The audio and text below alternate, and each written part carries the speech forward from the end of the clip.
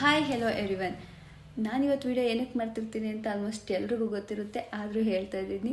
ನಾನು ನಟಿಸಿರುವಂಥ ಮೊದಲನೇ ಕಿರುಚಿತ್ರ ಹಳೆ ಪ್ರೇಮ ಪುರಾಣ. ಇದು ಇವತ್ತು ಸಂಜೆ ಹಾಸನಾಂಬ ಫಿಲಮ್ಸ್ ಯೂಟ್ಯೂಬ್ ಚಾನಲಲ್ಲಿ ಬಿಡುಗಡೆಯಾಗಿದೆ. ಇನ್ನು ಯಾರ್ಯಾರು ಹೋಗಿ ನೋಡಿಲ್ಲ, ದಯವಿಟ್ಟು ಹಾಸನಾಂಬ ಫಿಲಮ್ಸ್ ಯೂಟ್ಯೂಬ್ ಚಾನಲಲ್ಲಿ ಹೋಗಿ ನೋಡಿ, ಲೈಕ್ ಮಾಡಿ, ಕಮೆಂಟ್ ಮಾಡಿ ಹಾಗೂ ಶೇರ್ ಮಾಡಿ, ಮತ್ತು ಹಾಸನಾಂಬ ಫಿಲಮ್ಸ್ ಯೂಟ್ಯೂಬ್ ಚಾನಲ್ನ ಸಬ್ಸ್ಕ್ರೈಬ್ ಮಾಡಿ. ಹಳೆ ಪ್ರೇಮ ಪುರಾಣ ಇದು ಲವ್ ಸ್ಟೋರಿ ಅಲ್ಲ, ಇದೊಂದು ಫ್ಯಾಮಿಲಿ ಎಂಟರ್ಟೈನ್ಮೆಂಟ್ ಶಾರ್ಟ್ ಮೂವಿ. ಈಗಿನ ಕಾಲದಲ್ಲಿ ಎಲ್ಲರ ಜೀವನದಲ್ಲಿ ಆಗ್ತಿರೋಂಥ ಘಟನೆನೇ.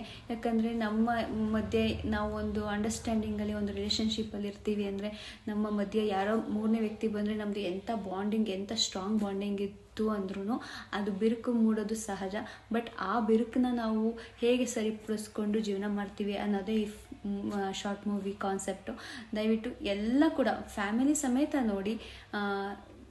ಯಾರ ಜೀವನದಲ್ಲಾದರೂ ಇದು ಒಂದು ಸಣ್ಣ ಏನಂತ ಅರ್ಥ ಮಾಡಿಕೊಂಡು, ಹೌದು ಈ ಥರ ಮೂರನೇ ವ್ಯಕ್ತಿಯಿಂದ ನಾವು ಲೈಫ್ ಹಾಳು ಮಾಡ್ಕೋಬಾರ್ದು ಅಂತ ಯಾರಿಗಾದ್ರೂ ಒಂದು ಹೆಲ್ಪ್ ಆಗಬಹುದು ಅಂದ್ಕೊಂಡಿದ್ದೀನಿ. ಇದನ್ನು ನೋಡಿದ್ರೆ ದಯವಿಟ್ಟು ಎಲ್ಲರೂ ಫ್ಯಾಮಿಲಿ ಸಮೇತ ನೋಡಿ.